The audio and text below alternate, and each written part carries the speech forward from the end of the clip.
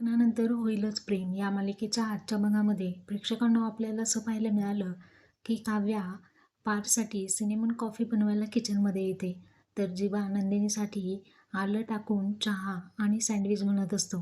तेव्हा हे दोघंही व्यक्त होतात, मोकळे होतात की आपण आपला पास्ट विसरलो आहोत.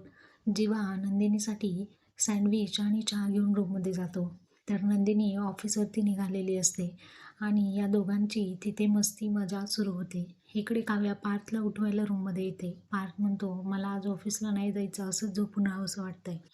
मला तुम्हाला लाँग ड्राईव्हला घेऊन जायचं आहे, तुमच्यासोबत मूव्ही शेअर करायचा आहे आणि हे सर्व फॅन्टेसीज तो तिला सांगत असतो. तेव्हा काव्याला विचारतो, तुम्ही खुश तर आहात ना?